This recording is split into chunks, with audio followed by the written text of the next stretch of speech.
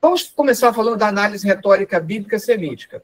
Ela foi criada ou descoberta, porque a tese do doutor Roland Maynet, que é um francês, é de que esse método já é utilizado desde a antiguidade, sem que recebesse exatamente esse nome, e, portanto, ele teria redescoberto. Mas ele pode ser chamado de criador, já que ele deu todo um arcabouço, né, de organização para esse método. E ele fez a partir da investigação dos aspectos poéticos envolvidos dentro do Novo Testamento. E, curiosamente, a partir dos evangelhos, aonde você esperaria uma análise puramente, entre aspas, narrativa. E ele descobriu aspectos poéticos, né, dentro dos evangelhos. Tornou-se importante, portanto, igualmente para o estudo dos livros poéticos do Antigo Testamento. Caiu como, entre aspas, luva para o estudo, por exemplo, dos Salmos, bem como os livros proféticos, que utilizam muito desses recursos poéticos. Diferencia-se da retórica clássica greco-romana por não buscar, como essa, o convencimento dos leitores ouvintes.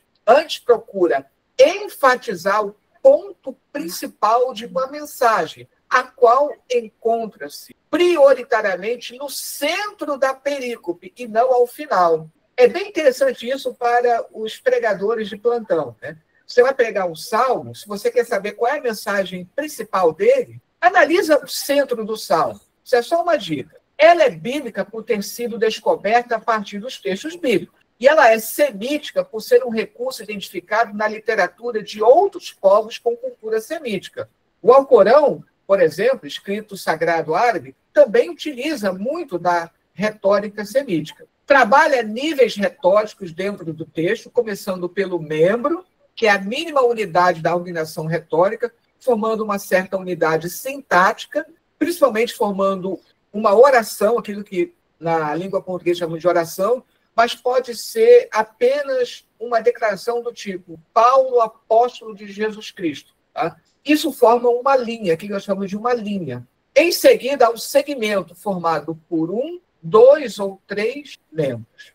E entre os membros podem ser observados diversos paralelismos já edificados há muito na poesia hebraica. Não vai dar tempo de falar de outros níveis retóricos, como a parte, a subparte, nós temos aí a passagem, nós temos a seção, mas vamos falar aqui especificamente de exemplos, né, pegando essa questão dos segmentos e como o paralelismo funciona dentro dele.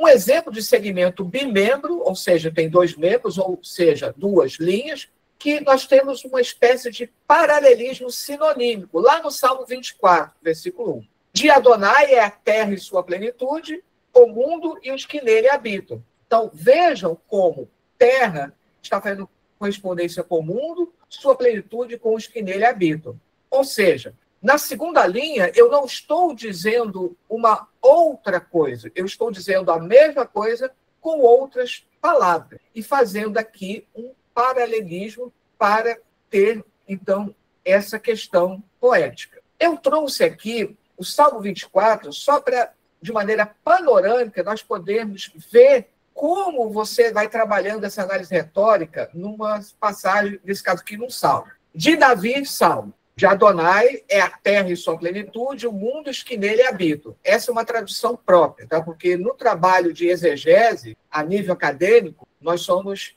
incentivados a usar uma tradução própria. Então, esse primeiro versículo nós já vimos. Olha o segundo versículo. Pois ele sobre os mares estabeleceu-a e sobre os rios firmou-a. Perceba novamente como o mares está fazendo um contraponto a rios e estabelecer com firmar. Agora tem uma mudança com perguntas. Quem sobe ao monte de Adonai? E quem permanece no seu santo lugar? Estão percebendo? 2 linhas trazendo o mesmo pensamento. O limpo de mãos e o puro de coração. Mais uma vez, 2 linhas com o mesmo pensamento. Aquele que não levanta à falsidade sua vida e nem jura ao engano. Levantar está sendo comparado a jurar e a falsidade sendo comparada ao engano. Dando continuidade. Aqui a tradução ficou bem diferente, porque a partir do hebraico você percebe que há uma expressão de desejo, a palavra Deus de não aparece, então por isso que não aparece Deus de Jacó, porque Deus não aparece no texto hebraico. E aí fica a tradução assim: que se levante uma bênção da parte de Adonai e justiça do Deus de sua salvação. Esta é a geração dos que procuram, dos que buscam tua face. 2 pontos. Jacó. Aqui há uma apreciação positiva de Jacó. E a geração dos que buscam, dos que procuram a face de Deus, é comparada positivamente a Jacó, depois que ele passou pelo val de Jabó. Agora, nós temos uma nova camada no salmo. Tem 3 camadas nesse salmo. Né? Levantai, portões, as vossas cabeças. Sejam levantadas portas eternas. Que entre o Rei da Glória. Estão vendo aqui 3 linhas? Estamos vendo sempre exemplos com 2 linhas. Aqui, a primeira linha está sendo contraposta à segunda, e aí você tem uma espécie de conclusão na terceira linha. Quem é este Rei da Glória? Adonai, poderoso e valente. Adonai, valente de guerra. Enquanto que no versículo 7, a última linha está concluindo, aqui no versículo 8, a primeira linha está introduzindo.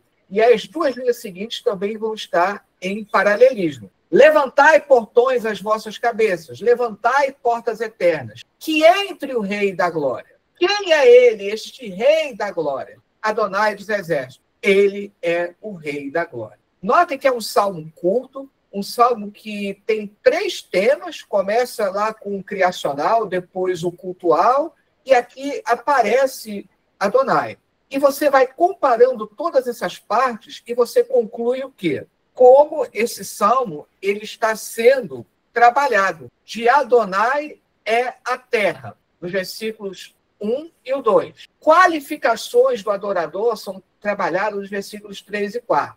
E a identificação do adorador nos versículos 5 e 6. A geração dos que buscam a face do Senhor. Agora vejam como volta agora fazendo uma comparação com essas 3 primeiras partes. Se de Adonai é a terra, nos versículos 1 e 2, de Adonai é o templo, no versículo 7. Se nos versículos 3 e 4 nós temos as qualificações do adorador, no versículo 8 nós temos as qualificações do adorado, daquele que está sendo adorado. E se nos versículos 5 e 6 nós temos a identificação do adorador, nos versículos 9 e 10, identificação do adorado. Então, é assim que a análise retórica ela vai trabalhando.